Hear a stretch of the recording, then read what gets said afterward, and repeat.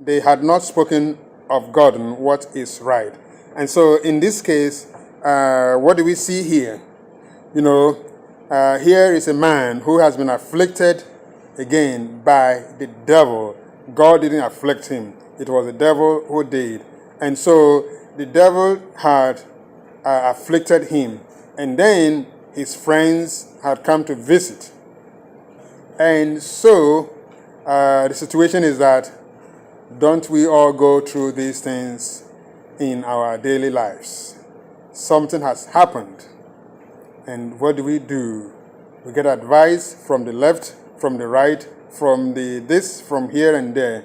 And then we say, oh yeah, okay, that makes sense. That's, curse him to do this. And so while the three friends were visiting, all right, and they came to visit and they came to console him and all of that. But their advice was not to the level that God was happy with.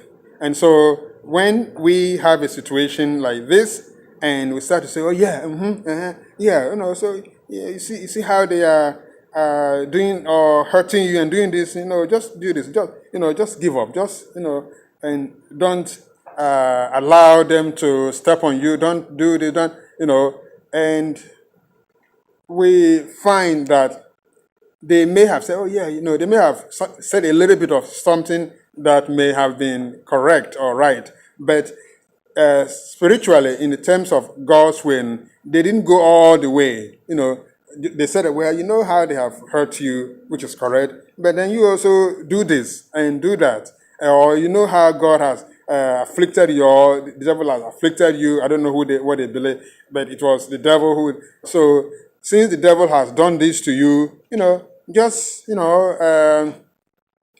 do something. And they didn't appeal to the satisfaction that God wanted them to offer to Job. The best thing they could have done was to keep quiet. Like when it's been said that when you go to console someone who has lost someone, family member, and all that, and then if you start to say all these things and to make excuses, we know that it may not even allow the person to concentrate. You say this, you say that, you say all these things, and so the best thing is to keep quiet. If they had kept quiet, and they had wailed or grieved with Job, it would have been better than for them to open their mouth and say this or these excuses. And so we also have to be careful that whatever is going on in our lives, we have to find out in a Christian way, according to the Lord, what do we do? Do we give in? Do we give in to the advice of this, of that, and that? Or do we consider it and say that which one? I think people used to say a long time ago, what will Christ have done? And so sometimes I think even while it is fine, but I think that it is disrespectful for people to start thinking that, oh, what will Christ have done? For them to start bringing Christ on a level of humans that, the best thing to say that what is a Christian way to do, not to say that what will Christ have done, what will God have done. It's a disrespect, when we use the Lord's name in a level that is not right spiritually or scripturally. So we have to be careful that we don't bring Christ down. But we have to continue to attain to the level and say that, well, as a Christian, this is what we do. As a Christian, we follow this, we follow that. So may the Lord help us in that area. So, yes, they had not spoken of God, what is right. So, C is correct, true truth. Question 7, last question. How have we been sanctified? A, through the offering of the body of the Lord Jesus Christ, once for all. B, through the offering of our prayer for the necessity of the saints. C, through the offering of our good works or good deeds. Or D, through the offering of our love for one another. A, B, C, or D?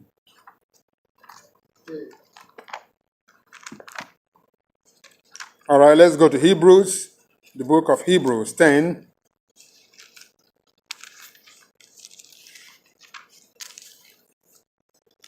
Hebrews 10. Let's see if we need to add more.